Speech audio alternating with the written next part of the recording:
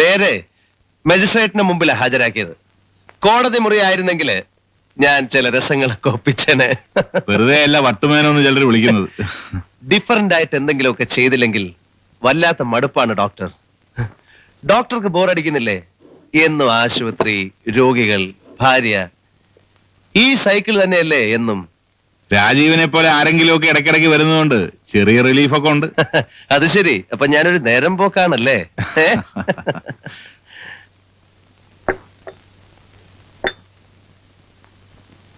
കഴിക്ക്. നല്ല വിരലുകൾ. താല്പര്യമുണ്ടോ? നമുക്ക് ആലോചിക്കാം.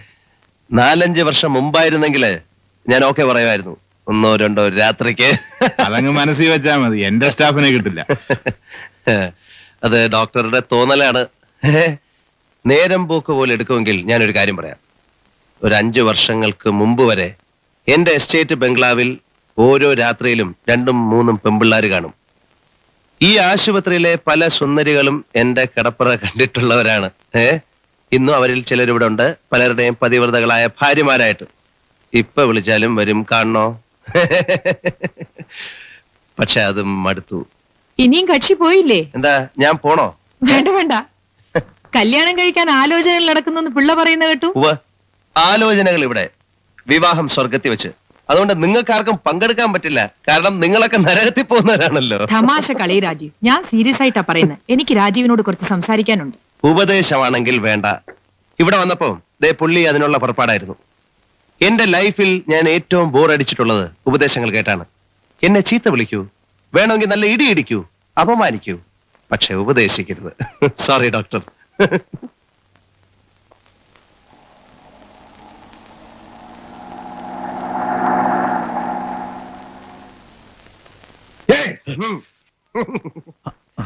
താനെന്താ സന്യാസം തുടങ്ങാൻ പോന്നോ? ഏകാന്തയിൽ വന്നൊരു ധ്യാനം. എന്ത് പറ്റിയടോ? വീട്ടിൽ വല്ല പ്രശ്നമുണ്ടോ? അല്ലെങ്കിൽ പണത്തിന്റെ? ഒന്നുമില്ല, വീട്ടിൽ നിന്ന് പിള്ളേരുടെ കത്ത് വന്നു. കഴിഞ്ഞ തവണ വീട്ടിൽ പോയപ്പോ ഞാൻ ഒരു വിടുവാക്ക് പറഞ്ഞു. ഈ ക്രിസ്മസിന് പിള്ളേരെ ഇവിടെ കൊണ്ടുവന്ന് സ്ഥലം വെച്ചിട്ടൊക്കെ കാണിക്കാന്ന്. അടുത്ത ആഴ്ച ക്രിസ്മസ് വെക്കേഷൻ ആരംഭിക്കുക. അതിനെന്താ തടസ്സം? തടസ്സമൊന്നുമില്ല. ഒരു 5 പേർക്ക് ഒരാഴ്ച ഹോട്ടലിൽ മുറിയെടുത്ത് താമസിക്കണമെങ്കിൽ എത്ര രൂപയാവും? എന്തിനാ ഹോട്ടല്? പിന്നെ 3 പിള്ളേരും തന്തയും തള്ളയും എല്ലാം കൂടെ ആ പൊത്തു വെള്ളം മുറിക്കാതെ താമസിക്കാൻ പറ്റൂ? പിന്നെ വെള്ളം വേണം, വെളിക്ക് പോണം. എന്റെ വീട്ടിൽ കൊണ്ടുവന്ന് താമസിപ്പിക്കണോ? അതൊന്നും വേണ്ട, അതൊക്കെ ബുദ്ധിമുട്ടാവും. തനിക്ക് വല്ല ബുദ്ധിമുട്ടുണ്ടെങ്കിൽ പറ. ഒരാഴ്ച നമുക്ക് രസമായിട്ട് കൂടാമെന്ന് വെച്ചിട്ടാണോ? എന്നാ ഞാൻ പോയി കൊണ്ടുവരട്ടെ? താൻ പോയി കൊണ്ടുവാടോ.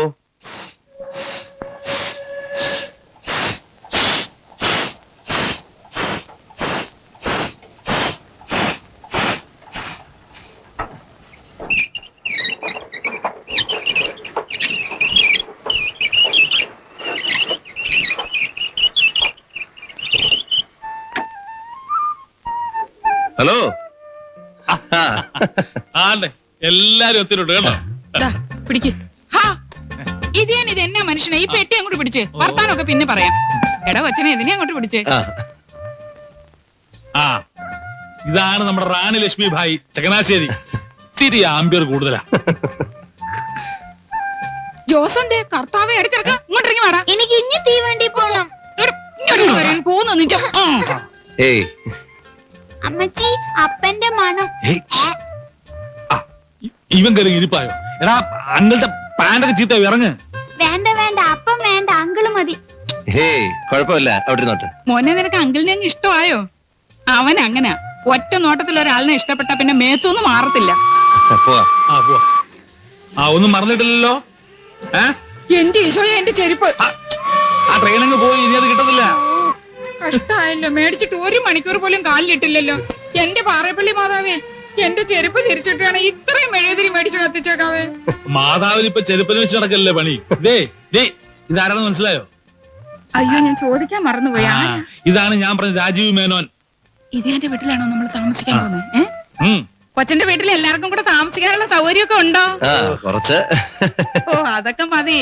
ഞങ്ങളുടെ വീട്ടിൽ ആകെ 2 മുറിയേ ഉള്ളൂ. അപ്പച്ചൻ വന്നാ പിന്നെ ഞങ്ങൾ എല്ലാരും കൂടെ ഒരു മുറിയിലാണ് കിടക്കുന്നത്. ഇറച്ചി മീനൊക്കെ വെക്കാല്ലേ? ആ ഇടി അവിടെ ചെന്നിട്ട് മതി നിന്റെ ക്രോസ് വിസ്താരമൊക്കെ. ശരിയാ, അമ്പിയർ കൂടുതലാ. വലിയ അവധി കിട്ടാൻ ഞാൻ വീട്ടിൽ എന്നാ പോകട്ടെ. പറഞ്ഞ എന്നാ പറഞ്ഞ? അല്ലല്ല, നല്ല ക്ലൈമറ്റ് ഉള്ള കാലാവസ്ഥയാന്ന് പറയായിരുന്നു. അതെ അതെ, ശരി, ശരി, പോ. നടക്കാൻ തുടങ്ങി. നടക്കും മോളെ. ഓ.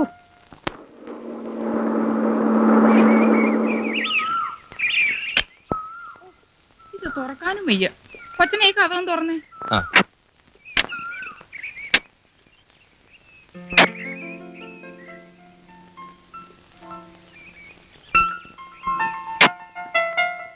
ആരുടെ ഈ കൊട്ടാരം? ഇതാ എന്റെ വീട്. ഈശോയെ, വീടോ? എടാ ജോസേ, തൊമ്മ, ഇത് അങ്കിളിന്റെ വീടാണെന്ന്. എന്റെ പുണ്യാളാ.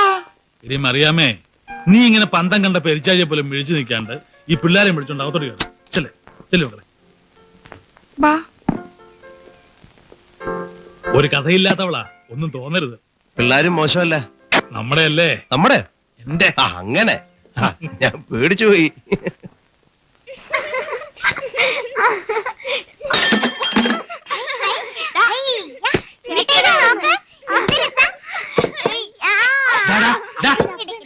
അടങ്ങി നിൽക്കണം. ഇവനെ പോടാ പുറത്ത്. അത് പോ. അത് പോ.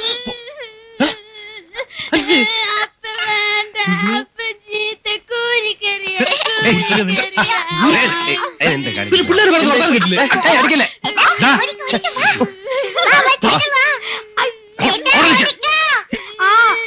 ദാ അവിടെ നിൽക്ക. എടി മറിയാമേ, കർത്താവേ, ഇത് അടിക്ക് പിടിച്ചല്ലോ.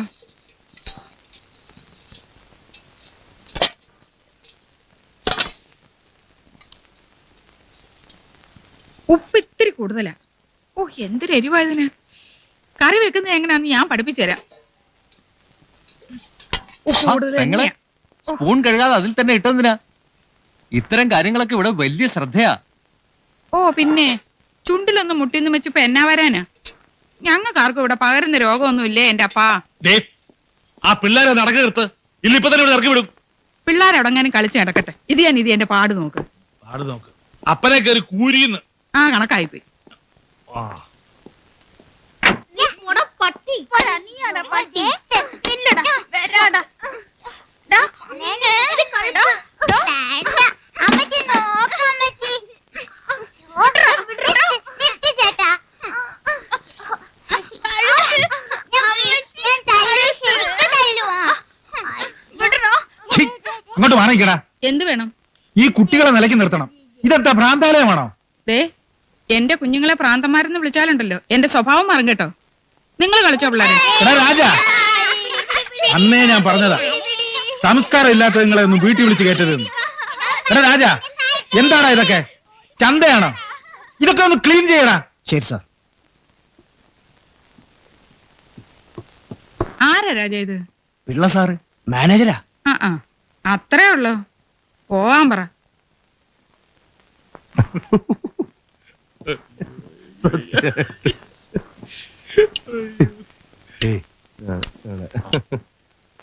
ആദ്യം ചെല്ല്. ആദ്യം ചെല്ലേ. അയ്യയ്യയ്യയ്യയ്യ, നല്ല ചേലായിട്ടുണ്ട്. കുടിച്ചു കൂത്താടിയാണല്ലോ വരുന്നത്. നിങ്ങളോ നശിച്ചു. ഇനി ഈ കൊച്ചനെയും കൂടെ ചീത്തയാക്കണോ? അയ്യോ, ഇക്കാര്യത്തിൽ ഇവനാ എന്റെ ഗുരു. ഇല്ലടാ. ഇരിക്കെ. ആ മാനേരെ കൂടെ വിളിക്കട്ടെ. വിളിച്ചിപ്പോ വരും. എന്തോ വിളിച്ചിട്ടുണ്ട്, ഇപ്പൊ വരും. ഇപ്പൊ വരും. പിള്ളേര് കഴിക്കേ.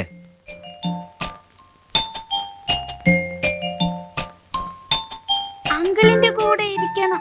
ആ വാ. വാ. ആ, അപ്പന്റെ കൂടെ ഇരിക്കാം. വാ. വേണ്ട, അങ്കിളിന്റെ കൂടെ ആ, ഇരിക്കണം. വേണ്ടെന്നേ. അങ്ങനെ വാ. ഒന്നും കഴിക്കാൻ സമ്മതിക്കത്തില്ല. ഏയ്, ഇങ്ങോട്ട് വിളിക്ക്. സാരമില്ല. അങ്ങോട്ട് ഇരുന്നോ. ആ. വാ. അവൻ. ആ. ഹലോ, കുറേശ്ശെ കൊടുക്കണോ കൊച്ചാ? വെള്ളം. വെള്ളം തരാം. ദാ. വാ വാ. എന്താണ് കാണിച്ചേ? അത് പോട്ടെ, അത് പോട്ടെ.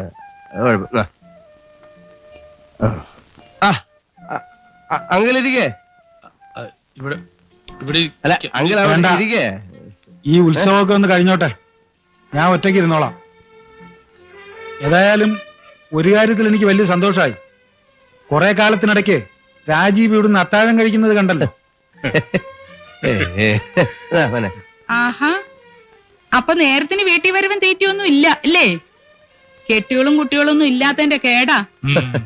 അപ്പച്ചോ, നമ്മുടെ ശങ്കരനാരുടെ ഒരു മോളില്ലേ, ഉം. ഇങ്ങോട്ടൊന്ന് നോക്കിയാ പറ്റോ? ആ, ആ, ആ. ഇത്രയും മുടിയായിട്ടൊരു പെണ്ണ്. ഉം. നമുക്കൊന്ന് ആലോചിച്ചാലോ? ഉം. ഇത്തിരി ഉണ്ടയായി എന്നൊരു കുറവേ ഉള്ളൂ. ഓ, പൊക്കത്തിൽ എന്നാന്ന് ഇപ്പൊ എത്ര വലിയ കാര്യം. അതെ, അത് ഞാൻ സമയമാകുമ്പോ മറിയാമ്മയോട് പറഞ്ഞോളാം. എന്നെ വിളിച്ച മറിയാമ്മയോ? ആ ആ ആ ആ, സ്വത്തും പണം ഉണ്ടെന്ന് വിചാരിച്ചേ മൂത്തവരെ കയറി പേര് വിളിക്കണമെന്നില്ല, ചേച്ചിന്ന് വിളിച്ചാ മതി. അല്ല പിന്നെ ഒരു കഥ പറയങ്കിൾ, ഉം. ഒരു കഥ പറയങ്കിൾ. ആ കഥയൊക്കെ നാളെ പറയാം. അങ്കിൾ അങ്കിൾ ഒരു കഥയൊക്കെ കഥ നാളെ പറയങ്കിൾ. പറയാം. നാളെ ഒറ്റ കഥ പറ, ഇല്ലെങ്കിൽ ഒന്നും സമ്മതിക്കില്ല. ആയല്ലോ. ആ, പറയാം പറയാം പറയാം പറയാം പറയാം. ഒരിടത്ത് ഒരു രാജാവുണ്ടായിരുന്നു. കഥയല്ല, ഇത് വേറെ കഥ, വേറെ രാജാവിന്റെ കഥ. ഒരിടത്ത് വേറൊരു രാജാവുണ്ടായിരുന്നു. ഒരു ഉറക്കം തൂങ്ങി രാജാവ്. ആ രാജാവ് അങ്ങ് എപ്പോഴും ഉറക്കമാ. കട്ടില് കണ്ട ഇങ്ങനെ കിടന്ന് അങ്ങ് ഉറങ്ങും അയാള്. എന്നിട്ട് അത്രേ ഉള്ളൂ. എന്നിട്ട് കഥ പറയണ്ടേ? ബാക്കി പറ.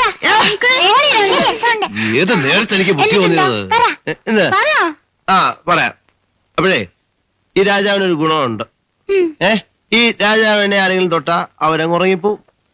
ഇപ്പൊ മന്ത്രി എന്ന് തൊട്ടാ മന്ത്രി ഉറങ്ങും, റാണി എന്ന് തൊട്ടാ റാണി ഉറങ്ങും, രാജകുമാരി എന്ന് തൊട്ടാ രാജകുമാരി ഉറങ്ങും. ഇപ്പൊ ഞാൻ രാജാവ്, എന്നെ തൊട്ടെ ആണോ ഉറങ്ങിയാണ്ടോ?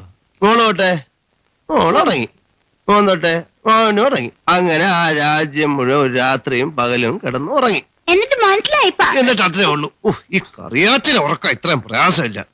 എന്നിട്ട് രാവിലെ രാജാവ് എണീറ്റ് കുളിച്ച് പല്ലൊക്കെ തേച്ച് ആഫീസിൽ പോകും.